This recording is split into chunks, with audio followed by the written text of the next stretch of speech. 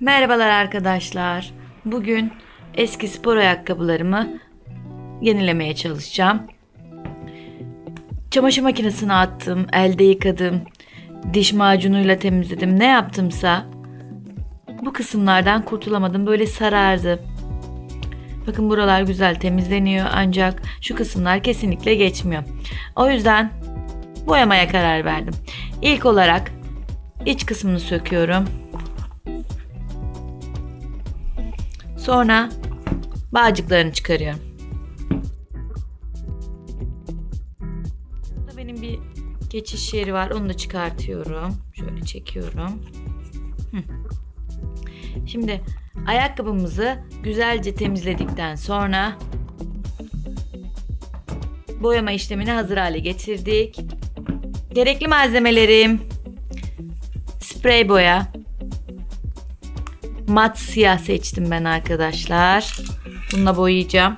Bir de ben kağıt bant kullanacağım. Çünkü şu altta bu Air Max modeli, bu alttaki pembe kısmı kalsın istiyorum. Burada hiçbir sıkıntı yok. Öncelikle kalmasını istediğim yerleri bantlıyorum uygun şekilde.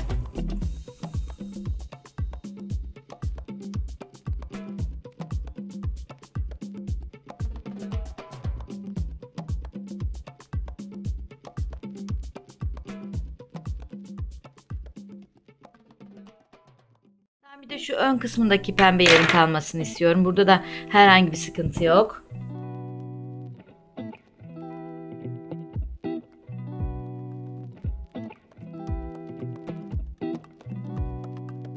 Bu bantlama kısmını özenli yapın arkadaşlar. Çünkü bantlı kalan yerler haliyle beyaz olarak görünecektir. O yüzden tam olarak nerede siyah olmasını istiyorsanız ya da bu eski yerlerin kalmasını istiyorsanız uygun ölçülerde kesin.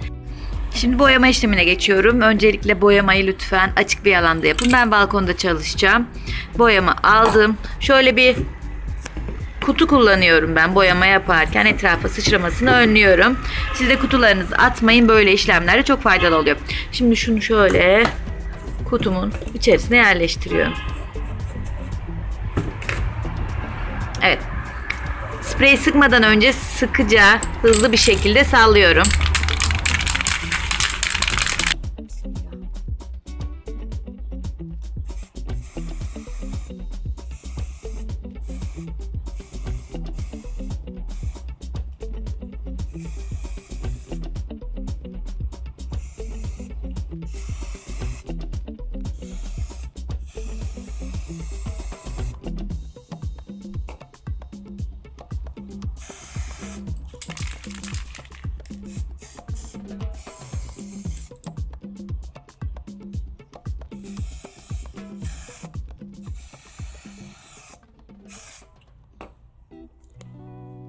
Bu şekilde biraz akması için bekliyorum.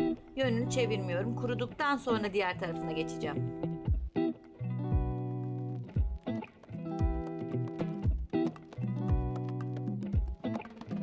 Bence şimdiden bile çok güzel görünüyor. Sabırsızlıkla bekliyorum sonucunu. Umarım beğendiğimiz bir şey olur. Hadi bakalım.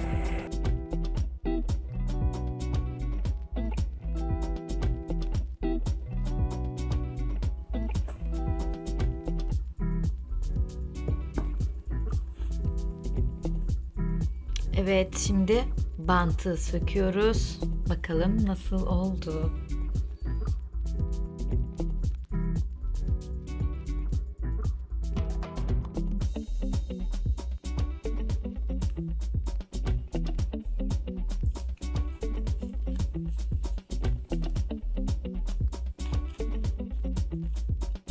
Bu kısımlarda küçük boyalar kalmış. Onları da sıyıracağım.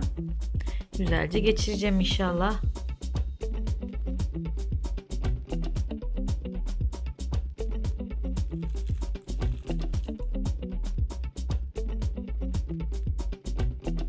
Şu kısmını içten de geçirebiliyorum aslında. Bu sefer öyle dıştan geçirip farklı bir model vermiş olacağım. Arada da böyle kullanırım.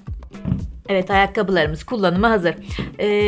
Videoyu bitirmeden önce şunu hatırlatmak istiyorum. Eğer ayakkabınız çoğunlukla deriden oluşuyorsa bunun için sprey boya değil, deri boyası kullanmanızı tavsiye ediyorum. Çünkü sprey boya gerilmelerde onu zedeleyecektir, açılma yapacaktır. Deri boyası kullanırsanız daha uzun ömürlü olur.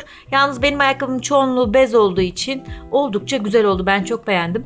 Bantları açtıktan sonra bu küçük kalan boyaları isterseniz bir bıçak yardımıyla, isterseniz asetonlu bir pamukla silebilirsiniz. Kolayca çıkıyor. Uyguladığımız yer plastik olduğu için. Şimdi şöyle küçücük yerlerinde beyazlıklar kaldı, eski yer. Bunu da kalıcı boyayla şu şekilde kapatıyorum, kalıcı boyayla. Mesela şurada da küçük bir parça kalmış. Onun haricinde iç kısmını da yerleştirdim. Artık eski halinden eser yok. Şimdi bu beyaz spor ayakkabılar özellikle makineye attıktan sonra sararıyor.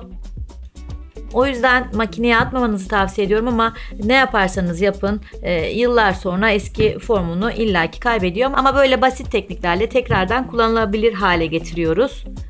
Bence oldukça güzel oldu. Şimdi bir de deneyip öyle görelim arkadaşlar.